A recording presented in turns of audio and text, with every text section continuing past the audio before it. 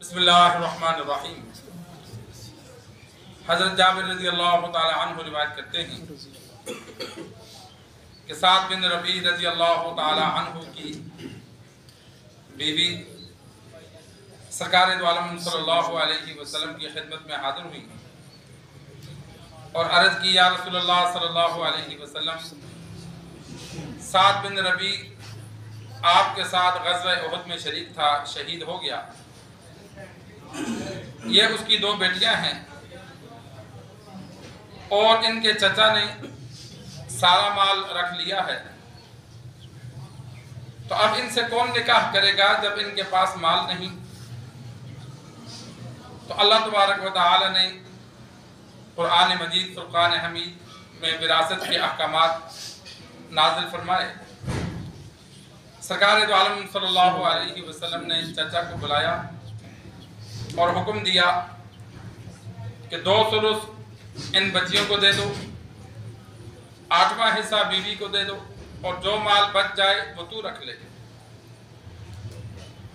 सरकार दो आलम सल्लल्लाहु अलैहि वसल्लम पर विरासत के जो अहकामात नाज़िल हुए, एक तो औस बिन साबित रज़ी अल्लाह ताला अन्हु की वफात के बाद इनकी बीवी आप सल्लल्लाहु अलैहि वसल्लम की खिदमत में आई। बच्चियां छोटी थीं और बेटा भी छोटा था, तो उनके भाइयों ने जायदाद रख ली। ज़माना जाहिलियत में बच्चा लड़ने के काबिल होता तो जायदाद देते, छोटा होता तो ना देते, और औरत को बच्चियों को जायदाद देते ही नहीं थे। आप सल्लल्लाहु अलैहि वसल्लम ने उनको जवाब दिया, सब्र करो। साद बिन रबी रज़ी अल्लाह ताला अन्हु शहीद हुए, इनकी 2 बेटियां थीं। इनकी बेवा को भी जवाब दिया कि फिलहाल सब्र करो, अल्लाह का कोई हुक्म नाजिल हो जाए। तो अल्लाह तबारक व तआला ने सूरत निसा के दूसरे रुकू में तफसीली अहकामात नाजिल फरमाए।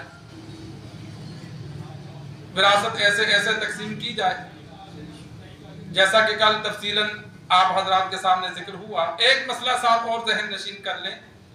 अब जिनकी सिर्फ बच्चियां हैं या जिनकी औलाद नहीं, बिल्कुल औलाद नहीं है, तो बीवी को आधा माल, चौथा माल मिलेगा। कुल माल का चौथाई हिस्सा, यानी कुल माल के 4 हिस्से करो, चौथा हिस्सा बीवी को मिलेगा और 3 हिस्से मरने वाले के बहन भाइयों को मिलेंगे। अगर बहन भाई हैं तो बहनों को आधा और भाइयों को पूरा हिस्सा मिलेगा, और अगर सिर्फ भाई हैं तो वह आपस में बराबर का तकसीम करेंगे। बहन भाइयों को हिस्सा मिलेगा जब औलाद ना हो और बाप ना हो। अगर वालिद मौजूद हो तो मसला जहन नशीन कर लो, बच्चा फौत हो जाए और उसकी बीवी औलाद ना हो तो सारा माल वालिद का होता है। लेकिन अगर वालिद मौजूद नहीं है और बीवी बच्चे मौजूद नहीं या बच्चियां हैं, तो अब बच्चियों के साथ जो चाचा हैं, फूफियां हैं, वो भी वारिस बनती हैं। एक बच्ची है तो उसे आधा मिलेगा, 2 बच्चियां हैं तो कुल माल के 2 हिस्से बच्चियों को मिलेंगे और तीसरा जो हिस्सा है वो चाचा और फूफियों को मिलेगा।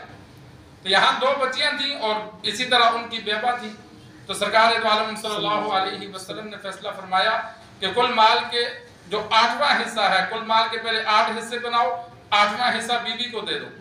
बच्चे हैं तो बीवी को 8वां हिस्सा मिलता है। पीछे जो माल रह जाएगा उनके 3 हिस्से करो, 2 हिस्से बच्चियों को दे दो, दोनों बच्चियों को एक हिस्सा दे दो, और तीसरा जो हिस्सा है वो चाचे आपस में तकसीम कर दें। 1 है, 2 हैं, चाचे फूफियां हैं, तीसरे हिस्से में जितना माल आएगा वो चाचे फूफियां आपस में तकसीम कर लेंगे।